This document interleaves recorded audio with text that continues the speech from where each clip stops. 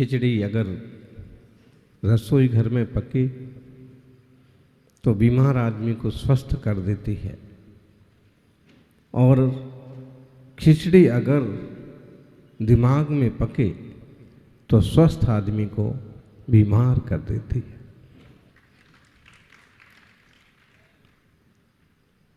बात बहुत परिचित है, लेकिन शिक्षा कहाँ ले पाते हैं। खिचड़ी बहुत अच्छी चीज है, लोगों को बनाना आना चाहिए। खिचड़ी किस किस को बनाना आती है?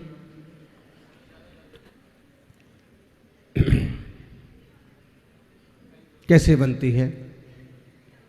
दाल चावल बराबर बराबर मिला दिए तो खिचड़ी बन जाती है, बराबर नहीं मिलाना पड़ते हैं। एक हिस्सा चावल, 2 हिस्सा मूंग की दाल, उसको मिलाते हैं, बराबर उबालते हैं, फिर घी डाल के खाते हैं।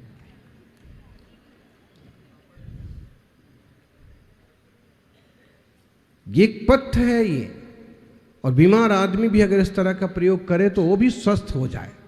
लेकिन जिह्वा के लालची लोगों से तो कुछ भी नहीं बनता।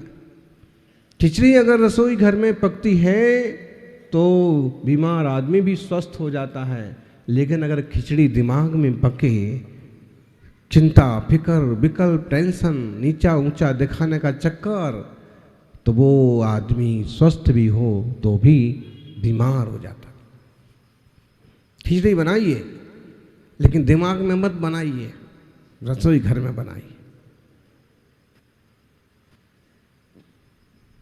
भूत में मत जियो और भविष्य में भी मत जियो, वर्तमान में जियो, वर्तमान बन जाओगे।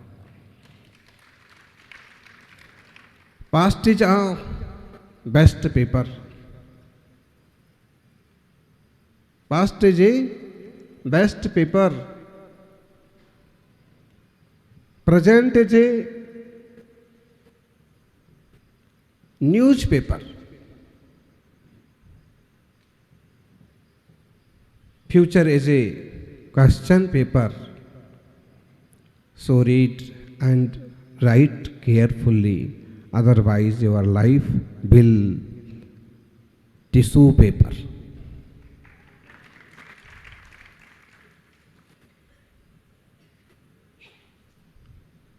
भूतकाल जो है तो वेस्ट हो गया, बेकार हो गया, निकल गया। बेस्ट पेपर है, वेस्ट पेपर है, उसका कोई और उपयोग नहीं रहा, खत्म हो गया। और फ्यूचर, प्रेजेंट्स, न्यूज़पेपर, जो चल रहा है न्यूज़पेपर है एक तरह से।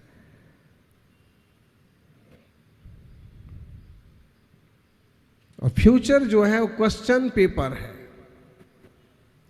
उत्तर कितने सही होंगे, क्वेश्चन कैसे होंगे, इसलिए ठीक ढंग से सोचो, विचारो और ठीक ढंग से हल करो। अगर समय पर काम नहीं कर पाए तो आपकी जिंदगी टिश्यू पेपर की तरह कचरे में फेंकने के काम आएगी। वासनाएं पैदा होती हैं, स्वतंत्र चैतन्य तत्व के चिंतन में कोई झंझट नहीं है क्या? आप यूं शांत बैठे हैं और अपने आत्मगुणों का विचार कर रहे हैं, ज्ञाता दृष्टा स्वभाव का चिंतन कर रहे हैं, तो कोई दिक्कत है क्या? कोई क्रोध हो रहा है क्या? कोई मान मायाचारी हो रही है क्या? नहीं। जहां कुछ भी अपना किया, ज्ञानी एक सीमा के बाद गुरुजनों के प्रति आसक्ति भी कई बार बंध का कारण बन जाती है।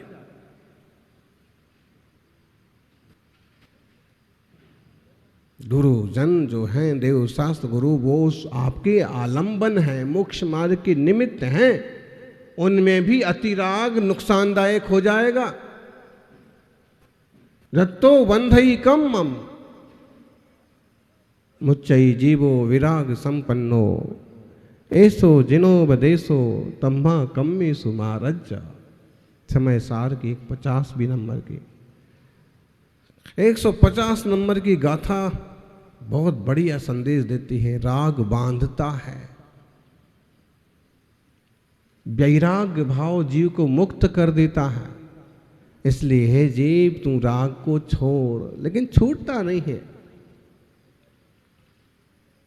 छूटे, जैसे जैसे ज्ञान बढ़े वैसे वैसे राग भी कम होता है। आपको निकल आया ना समय प्रवचन सुनने का, रोज समय मिल जाता है मंच पर पहुंचने का, रोज समय मिल जाता है, मिल नहीं जाता है। वो रुचि है, वो भावना है, इसलिए समय निकाला जाता है। ये समय हमारा निश्चित है, हम 8:30 से 10 बजे तक गुरु चरणों में मंडप में रहेंगे। इसके आगे पीछे दूसरे जो काम है वो सेट करो। बहुत हद हो गई तो 9 बजे तक, उसके बाद तो हमें मंडप में प्रवचन चालू हो ही जाएगा, पहुंचना है। इतना राग किसी और तरफ से आपने घटाया है तो जिनवाणी सुनने का मौका मिल पाया। अगर ये भी किसी पर पदार्थ में जोड़ के रखते तो आप यहां नहीं होते। यानी परत्राहम मतिश्चित्वा, ये मैं और हूं। पर पदार्थों के प्रति आत्मबुद्धि जो है ना, अपने आत्मा की श्रद्धा से, अनुभव से च्युत हो गया।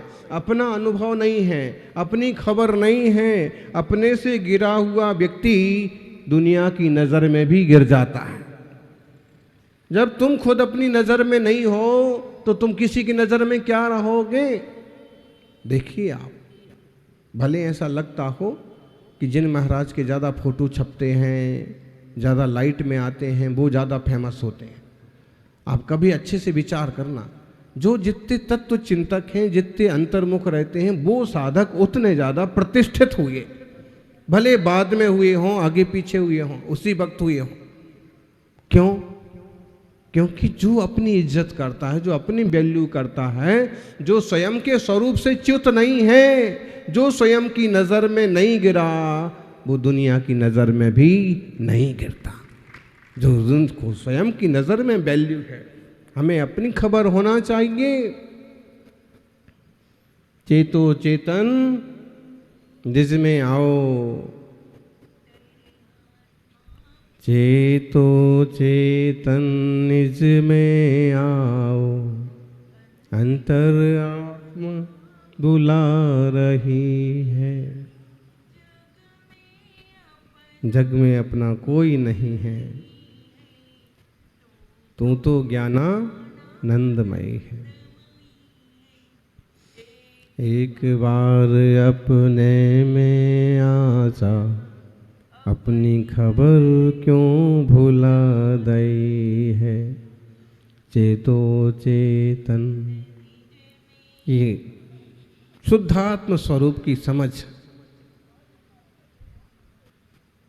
चेतो चेतन निज में आओ, खुद में आओ। अपन कहते भी भैया जरा आपा में रहो, हैं? यहां भी बोलते हैं क्या? लेकिन वहां तो चलता है बुंदेलखंड तरफ, भाई थोड़ा आपा में रहो। आपा में रहो मतलब कंट्रोल में रहो।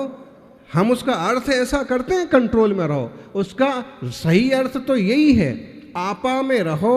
आपा मतलब अप्पा, अप्पा मतलब आत्मा। ऐसी वाणी बोलिए, बोलो। मन का आपा खोए, औरन को शीतल करे, आपहु शीतल होए। अब यहां आपा का अर्थ दूसरा हो गया। बोले वो तो आपा खो बैठे, उनने 4 गालियां दी और भाई साहब तो आपा खो बैठे। वैसे वो बहुत शांत है, लेकिन गाली सुन करके वो भी आपा खो बैठे। आपा खो बैठे मतलब क्या हुआ? क्या हुआ? आपा खो बैठे मतलब है कि आत्मा खो बैठे। आपा, अप्पा, आदा, आत्मा। आत्मा से प्राकृत में बनता है अप्पा, और अभ्रंश होकर के देसी शब्द हो गया आपा। वो आपा खो बैठे, मतलब ऐसे गुस्से में आए कि उन्हें अपने आत्मा की खबर ही नहीं रही, आत्मा ही खो बैठे। वो अपना स्वभाव खो बैठे।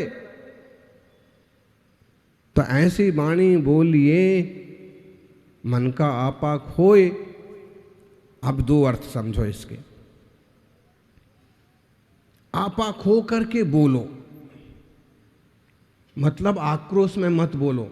दो अर्थ हो जाएंगे, आपा खोए, मन का आपा खोए। मन में आक्रोश वगैरह है तो इस विकार को खो करके और ऐसी वाणी बोलो कि औरन को भी शीतल करे और खुद को भी शीतल करे।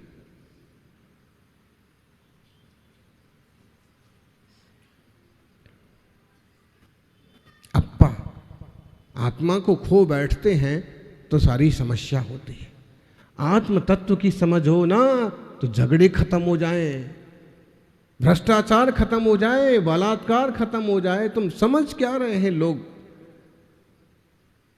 बस पर पदार्थ में आत्मबुद्धि करते हैं, अपने आप को भूल जाते हैं। परत्र हम मतिश्च्युत्वा चितो वदनाच्य संशयम। पर में आत्मबुद्धि करके अपने स्वरूप से जो च्युत हुआ वो बंधु को प्राप्त होता है।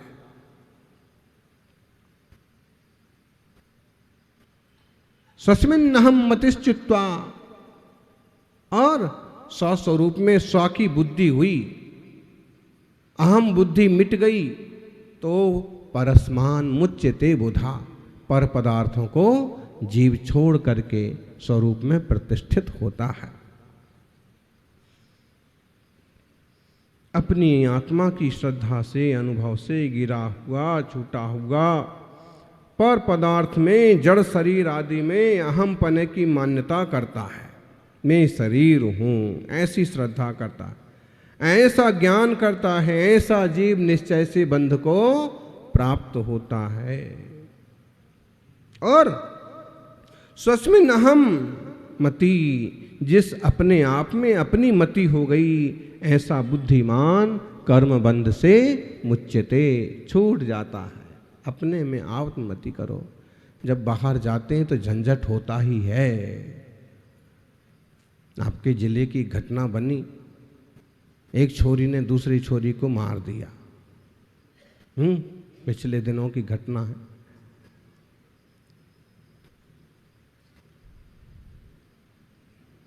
क्यों मार दिया? थी बहनें काका चाचा की, बस ईर्ष्या द्वेष कलह बस मार दिया। मार क्या दिया? मारी तो लाठी, लेकिन लाठी ऐसी लगी कि वो मरी गई। अब वहीं छोड़ करके चले गए। बात सब खुली और जेल में पहुंच गई। अब रोना रुक नहीं रहा है। कोई कुछ भी पूछता है तो यही कहते हैं, मेरे बहुत बड़ी गलती हो गई, बहुत बड़ा अपराध हो गया। कब हो गया ये अपराध?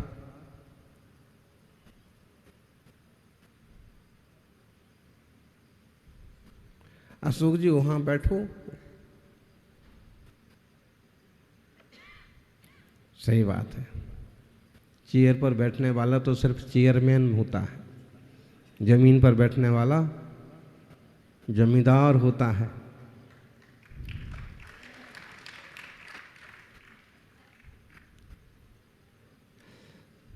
सारी जमीन जमींदार की, कहीं से भी मार्बल निकालो।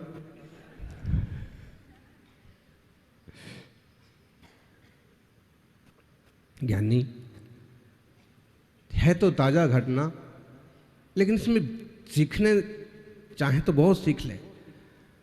केवल आक्रोश में आके लाठी मार दी, लाठी ऐसे लगी कि मरण हो गया। मरण के बाद जो सारी बात खुली और पुलिस ने पकड़ा और जेल में बंद कर दिया। अब बंद है ना। अब कुछ कोई पूछता है तो सिर्फ वो रोती है और कहती है कि मैं तो ऐसा सोचा ही नहीं था, ऐसा हो जाएगा। लेकिन तुमने आपा खोया, स्वरूप को नहीं समझा, बाहर में गए, पर में राग द्वेष किया और बंध को प्राप्त हो गए, जेल में पहुंच गए, बंध गए।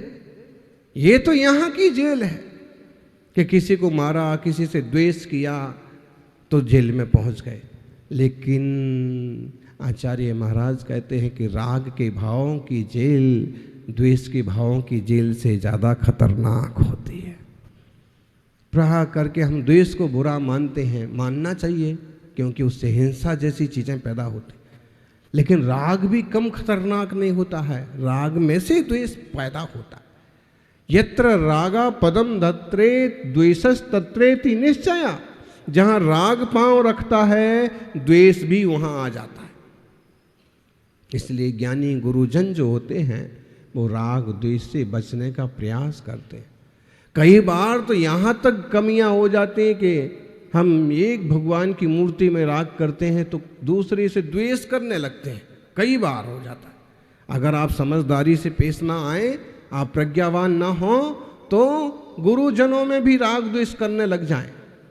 अगर आप प्रज्ञावान ना हो तो जिनवाणी की ग्रंथों में, किताबों में भी राग द्वेष करने लग जाएं।